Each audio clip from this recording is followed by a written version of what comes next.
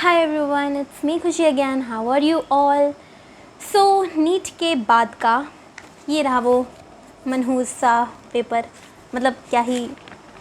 ठीक है, तो सबसे पहले सब लोग पूछ रहे हैं कि मार्क्स कितने आ रहे हैं। तो भाई मैंने अभी तक मिलाया ही नहीं है और मुझे कोई मिलाने में इंटरेस्टेड भी नहीं हूँ। बस इतना ही बोलना है कि बहुत गंदा हुआ और कोई एक्सपेक्टेशन नहीं है। क्या ही इससे एक्सपेक्टेशन रखूँ, मतलब मॉक्स में तो कुछ हो नहीं रहा था, तो इसमें क्या ही होगा। तो ऐसा मुझे नहीं लगता कि ऑफ कोर्स सबका ही गंदा हुआ है, लेकिन मेरा चांसेस जो थोड़े से थे वो भी अब नहीं है इस पेपर को देखने के बाद। तो यही है कि मार्क्स का कुछ नहीं पता और मैं इंटरेस्टेड भी नहीं हूँ देखने के लिए। तो यस, एक्सपेक्टेशन भी नहीं है। तो ये हाँ, ड्रॉप के बारे में कह रही थी कि पहला ड्रॉप था ये मेरा, ये और फर्स्ट ड्रॉप था और फर्स्ट अटैम्प्ट भी था। मैं 12th के साथ किसी रीज़न की वजह से नहीं दी, दैट्स वाई फर्स्ट अटैम्प्ट भी था।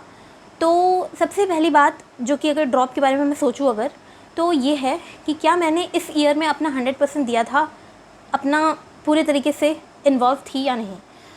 तो मतलब ऑनेस्टली कहूँ तो शायद मैं इससे और बेटर कर सकती थी, लेकिन हाँ, अगर कहीं ना कहीं मैंने भी किया, मतलब अपना 100 नहीं, और कहीं ना कहीं मेरे रिसोर्सेज भी उतने 100% नहीं थे।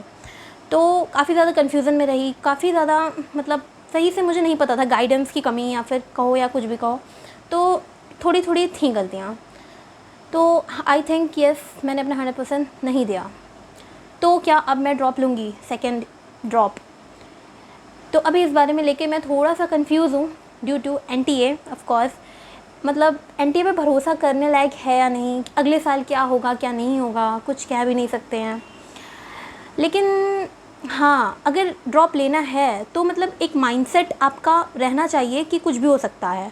अगर तुम सब कुछ सहने के लिए रेडी हो कि अगर अगले साल ख़राब भी हो सकती हैं चीज़ें, बढ़िया भी हो सकती हैं, नहीं भी बढ़िया हो सकती है, मतलब दोनों तरीके के उसके लिए रेडी अगर हो, अपने आप को संभाल सकते हो और एक बैकअप प्लान लेकर के भी रखे रहो, दैट्स तभी drop low, I would say. मैं भी यही सोच रही हूँ कि अपना दूँ बेस्ट और बैकअप भी रखे रहूँ। तो हाँ, सबसे मेन चीज़ क्या है ड्रॉप के बारे में अगर सोच रहे हो, तो क्या तुम सच में ये स्ट्रेस हैंडल कर पाओगे, क्योंकि स्ट्रेस तो हमेशा ही रहेगा। ये कभी नहीं ख़त्म होने वाला। क्या तुम अपने मेंटल पीस को, मतलब एक मेंटल पीस भी ज़रूरी है, तो अपने पीस को प्रायोरिटी देते हो? अगर आपको मतलब इन सब चीज़ों से ज़्यादा स्ट्रेस नहीं होता, आप अपने आप को संभाल सकते हो, आपको लगता है कि कर सकते हो, नहीं भी हुआ तो संभाल सकते हो, तो ज़्यादा स्ट्रेस लेने का नहीं है, ठीक है। अपने पीस को, मेंटल पीस को प्रायोरिटी दो।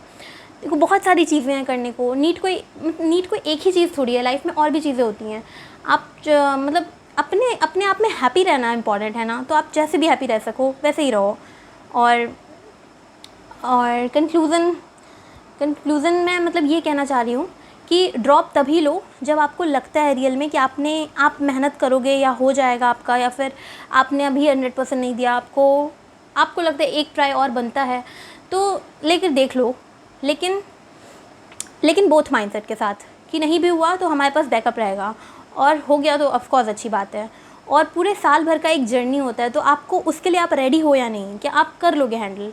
तो इतना सब सोच के ही ड्रॉप लो, मतलब अच्छे से सोचो, पूरा अच्छे से ये डिसीजन होना चाहिए, क्योंकि बहुत सारे ड्रॉप देखो वर्थ इट नहीं होते हैं।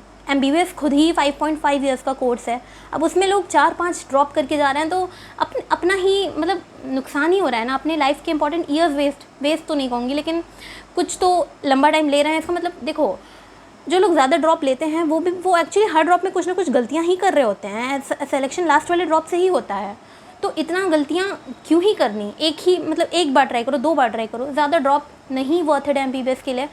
और सिर्फ MBBS से तो कुछ होता भी नहीं है, आपको PG भी करनी है, तो अपना एक एज भी देखो। और आई डोंट थिंक कि इतने ड्रॉप वर्थ इट नहीं है, मैक्सिमम 2-3 ही ट्राई करना चाहिए। और मेरा तो फर्स्ट था, तो आई थिंक मैं कर सकती हूँ एक बार और ट्राई।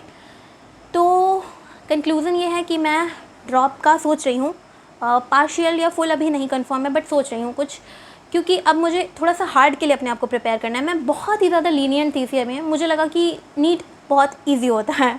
ये एक मेरी मिस्टेक थी। मिस्टेक्स वाली वीडियो भी आएगी, तो उसके लिए स्टे ट्यून्ड।